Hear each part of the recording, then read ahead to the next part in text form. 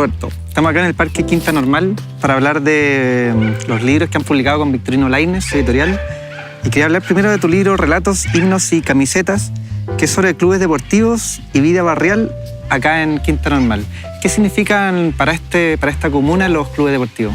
En algún momento de la historia de los clubes deportivos podríamos decir, hay una autora, de hecho norteamericana, que lo formula tal cual, fueron una de las organizaciones de base donde se comenzaron a construir las primeras relaciones, incluso políticas, de las poblaciones migrantes desde el campo, principalmente a las ciudades, siendo Quinta Normal uno de los territorios que mayormente recibió esa migración por estar en el eje cercano a las estaciones del tren. Entonces, todo este eje, que a la vez provocó procesos de industrialización muy fuertes aquí en este barrio, generó que gran parte de estas familias migrantes, con una gran cantidad de hijos, comenzaran a llenar estos territorios y provocó que a través de los clubes deportivos barriales se generara una suerte de simbiosis, le llaman algunos, cultural, otros le llaman una suerte de agrupación social, generación de identidad política, generación de identidad territorial, que quizás pocas veces volvamos a encontrar en la historia de nuestros territorios. En el libro Relatos, Himnos y Camisetas está como la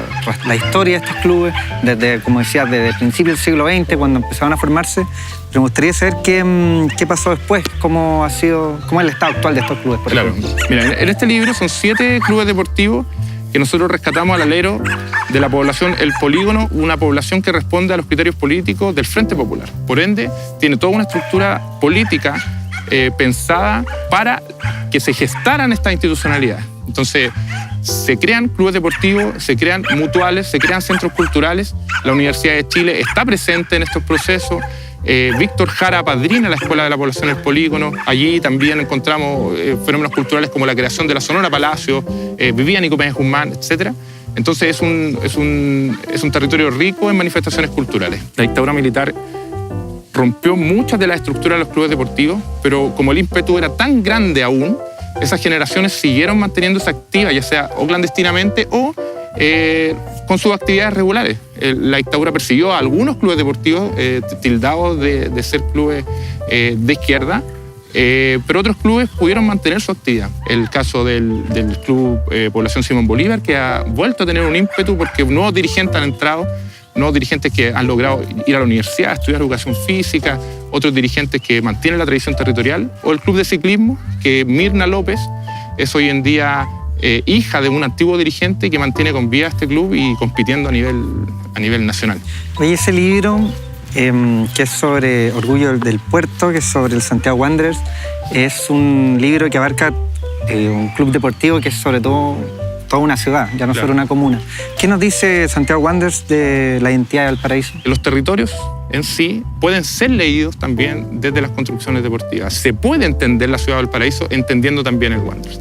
Entonces, si tú vas y entiendes que el Santiago Wanderers es un club que vive sacrificialmente, que tiene que ver con esta identidad que allí sí se han mantenido, que el capitalismo no ha logrado del todo remover, podemos entender que el Wanderers es una ciudad de pescadores, es una ciudad que vive el desastre natural, es una ciudad que vive en el sacrificio, etc.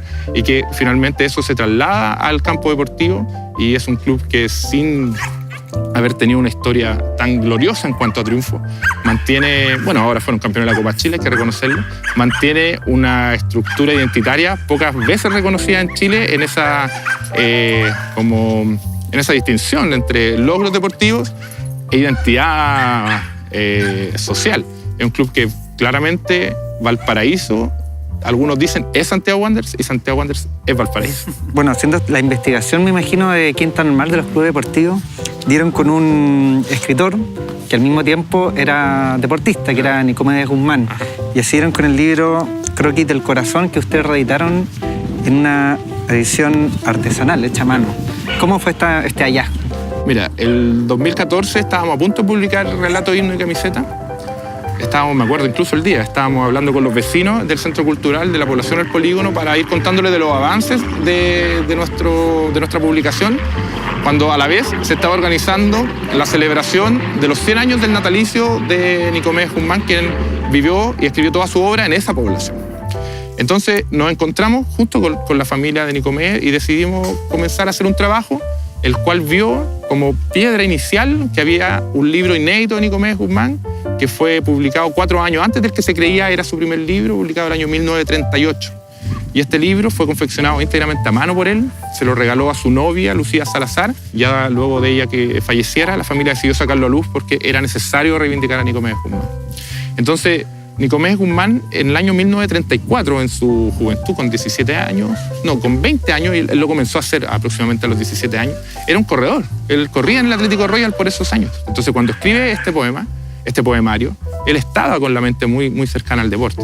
Y lo que estamos estudiando ahora, súper bonito, es acerca de cómo y por qué Nicomedes Guzmán deja de hablar de deporte luego de la publicación de La Sangre y la Esperanza, del año 1943, donde él lo que realiza ahí es una suerte de retrospección en las primeras páginas acerca del deporte y deja de hablar del deporte. Entonces es interesante ver cómo los campos culturales en Chile, sobre todo en aquellos años, en la década de los 40, empiezan a negativizar la experiencia deportiva y los intelectuales empiezan a creer que el deporte es simplemente un control de las masas y casi que el opio del pueblo. Hola, mi nombre es Roberto González y recomiendo el libro de Gustavo Late y Herrera, publicado en el año 1970, Mapocho Abajo. Una muy buena lectura para entender los procesos de industrialización de los barrios ubicados al poniente de Santiago.